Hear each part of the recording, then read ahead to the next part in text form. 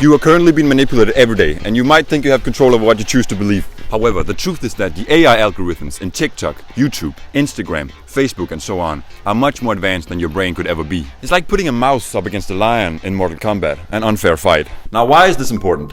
Let me tell you. It's important when discussing the word cult. Follow me. Cults have existed for many years, and we've seen extreme cases of entire towns voluntarily sacrificing their lives because their leaders made them believe it was the right course of action. Yikes. Such a leader must possess strong psychological skills and an ability to manipulate people into adopting pretty extreme beliefs, right? Does that ring any bells?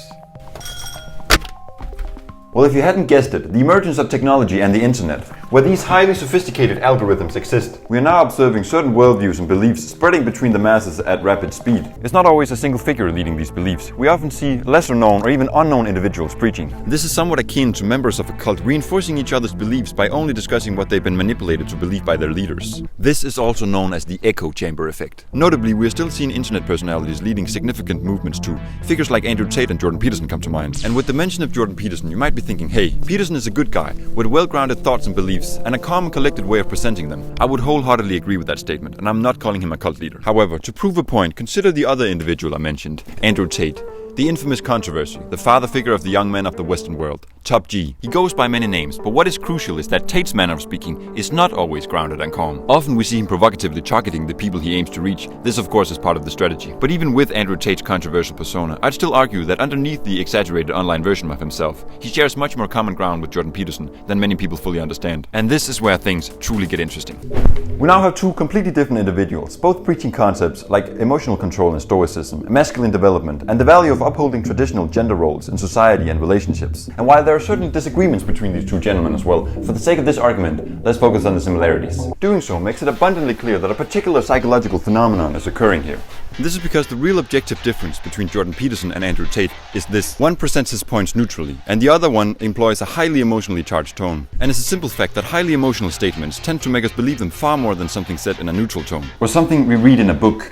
You probably guessed which is which. And now let me pose you with this question. Who do you think is more successful at capturing the attention of millions? Now, Jordan Peterson has undoubtedly achieved fame and popularity over the years, but it still doesn't compare to Andrew Tate's level of reach. Now, the other reason for this, alongside Tate's skill at using emotional tones in his points, is the rise of short-form content. And the incentive for everyday people to clip and share this content, spreading it like wildfire. This is getting me to the real point of this video.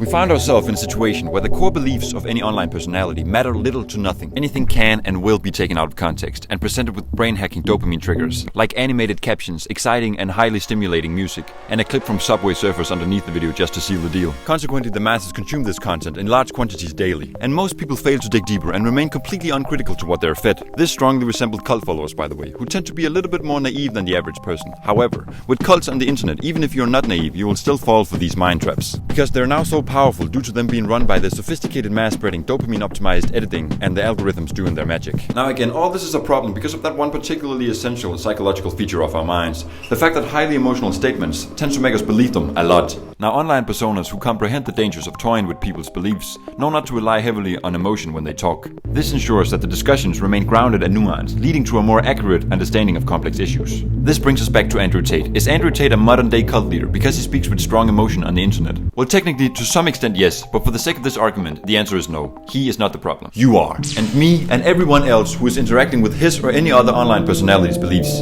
Our inability to remain neutral when faced with content that is not neutral. Our failure to remain skeptical and always prioritize to dig deep into a subject before forming a strong belief on it. The human brain is fundamentally lazy, and therefore, as I said, when something is told to us with strong emotion and high stimuli, we simply take it at face value and make it our own belief. Now, the other part of why we are the problem is that we are essentially hacking our own brains. This is because of the incentive to make clips and edits and distribute them all over the internet, exploiting brain hacks like music and gameplay elements to optimize for viewer retention. We are the unintentional cult leaders. Andrew Tate isn't the modern day cult leader to call out. The real cult leader is you, me, and everyone participating in the spreading of emotionally charged and highly edited snippets that merely scratch the surface of complex matters. Strikingly, the same online figure can give rise to distinctly different cults simultaneously. Consider Andrew Tate again. Some people might think they should harbor animosity towards women, treating them as possession to dominate, whilst others might think they should get excessively rich and look down on the poor. A third group might conclude that they should appreciate women whilst upholding traditional values, taking care of their health, nurturing a family, and working hard. These varied beliefs stem from the same individual, yet obviously one person cannot hold all these beliefs at one time. I assure you viewers from all three groups are likely watching this video right now. Hi.